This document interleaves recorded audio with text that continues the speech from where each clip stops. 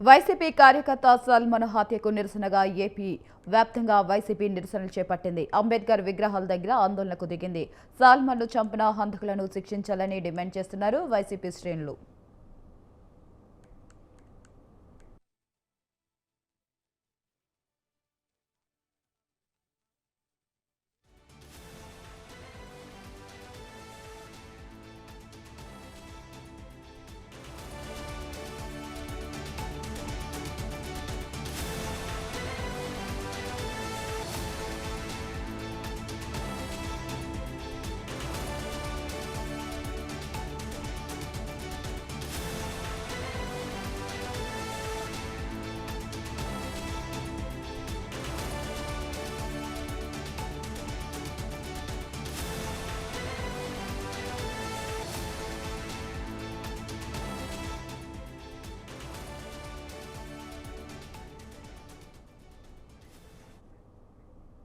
YCP కార్యకర్త సల్మాన్ హత్యకు నిరసనగా ఏపీ వ్యాప్తంగా వైసీపీ నిరసనలు చేపట్టింది. అంబేద్కర్ విగ్రహాల దగ్గర ఆందోళనకు దిగింది.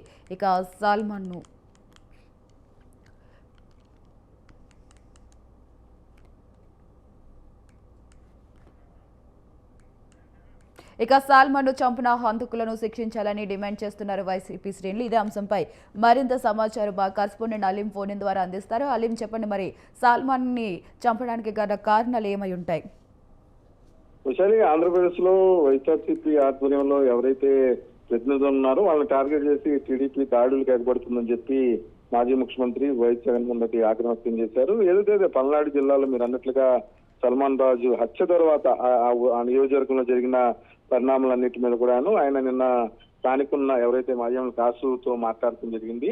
ముఖ్యంగా సల్మాన్ రాజు హత్యకు దారితీసిన కారణాలు ఏదైతే వైసీపీ నాయకుడు కాబట్టి అతన్ని చంపివేయబడ్డారని చెప్పి కూడాను వైఎస్ జగన్ దృష్టికి వైఎస్ఆర్సీపీ నేతలు తీసుకెళ్లారు. ఈ సంఘటనపై వైఎస్ఆర్సీపీ రాష్ట్ర వ్యాప్తంగా ఈ రోజు అంబేద్కర్ విగ్రహాల వద్ద నిరసన కార్యక్రమాలని నిర్వహించింది. సల్మాన్ రాజు చంపివేసిన ముద్దాయిల్ని ఎవరైతే అంతకులు ఉన్నారో వారు వెంటనే అరెస్ట్ చేయాలని చెప్పి కూడాను డిమాండ్ చేసింది. అయితే వైఎస్ఆర్సీపీ అఫీషియల్ గా ఆ స్పోక్ పర్సన్లు ఈ అంశం మీద మాట్లాడుతూ కూడాను కేవలం ఆంధ్రప్రదేశ్ ముఖ్యమంత్రి చంద్రబాబు ఆదేశాలతోనే ఈ హత్యలు జరుగుతున్నాయని చెప్పి కూడాను వారు ఆరోపిస్తున్నారు. ఈ రోజు అంబేద్కర్ విగ్రహాల వద్ద పెద్ద ఎత్తున దళిత సంఘాలు సల్మాన్ రాజుకు మద్దతుగా ఆయన హత్యకు గల కారణాలు గల వ్యక్తులను వెంటనే అరెస్ట్ చేయాలని చెప్పి కూడా డిమాండ్ చేస్తూ నిరసన కార్యక్రమాల్ని నిర్వహించారు. ఇప్పటికీ ఆ కుటుంబానికి 5 లక్షల రూపాయలు నష్టపరిహారం అంటే చనిపోయినందుకు బాధిత వ్యక్తులకు అండగా ఉండటం కూడా వైఎస్ఆర్సీపీ 5 లక్షలు ప్రకటించింది. అయితే ఈ వ్యవహారం మీద వైఎస్ఆర్సీపీ చాలా సీరియస్ గా స్పందిస్తుంది. దీని మీద న్యాయస్థానంలో కూడా పోరాటం చేస్తామని చెప్పి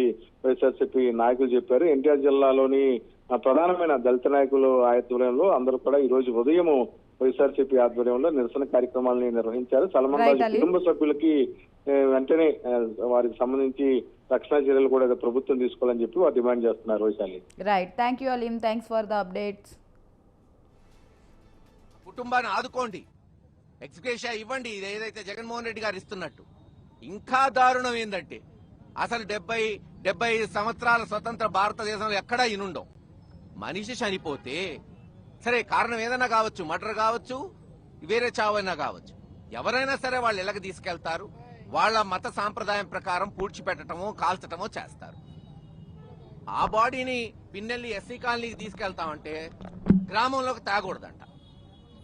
ఎవరు చెప్పాడా అంటే ఆ గ్రామంలో ఉన్న 2-3 నాయకులు పోలీసులకు చెప్పారంట. దానికి ఎరపతినేని శ్రీనివాసరావు ఎమ్మెల్యే వంతపాడటం.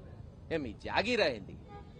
ఈరోజు మీరున్నారు, 3 సంవత్సరాల తర్వాత మీరుండరు. ఇదే కొనసాగుతుందా పల్నాడులో? అసలు ఎప్పుడన్నా విన్నామా ఇది? ఎవరన్నా చనిపోయినోడు సొంత ఊరు సొంత ఇంటికి పోకుండా జరిగిద్దా? అందుకే అందరం పట్టుబట్టిపోయాం, పోరాటం చేశాం. దానికెంత డ్రామా పోలీసులు అడుగున ఆపుతూ 2 పంపిస్తాం, 3 పంపిస్తాం. ఏది ఇదేమన్నా మీ ఇంట్లో ఫంక్షన్ అనుకున్నారు? 2-3 పోవడానికి. ఓ మనిషి చనిపోయాడు, ఓ దళితుడిని చంపేశారు. ఎమోషన్స్ ఉంటాయి, కుటుంబం వాళ్ళందరూ వచ్చారు. చివరికి పోరాటాలు చేస్తే సచ్చినట్టు ఇది పెద్ద యాజిటేషన్ అయింది.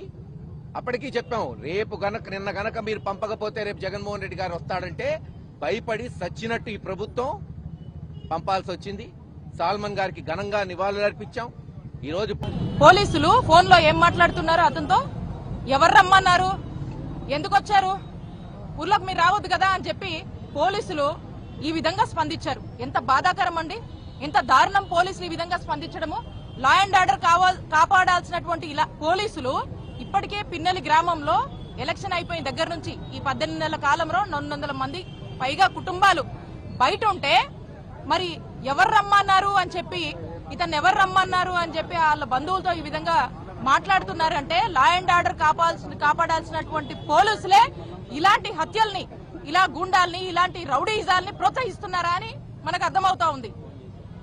చంద్రబాబు నాయుడు గారు వచ్చిన దగ్గర నుంచి కూడా పొలిటికల్ గవర్నెన్స్ పక్కన పెట్టి రెడ్ బుక్ గవర్నెన్స్ పూర్తి స్థాయిలో కూడా ఇప్పటి వరకు కూడా పూర్తి స్థాయిలో అమలు చేస్తా ఉన్నారు. మరి మా పల్నాడులో అయితే ఎక్కువ, ఎందుకంటే గవర్నమెంట్ పోయిన తర్వాత చూసాం నడి రోడ్డు మీద వినుకొండలో రషీద్ ఏ విధంగా నరికి హత్య చేశారో మనం చూసాము. ఇలా అనేక ఎగ్జాంపుల్స్ రాష్ట్రంలో ఉన్నాయి, కొనసాగుతూనే ఉన్నాయి.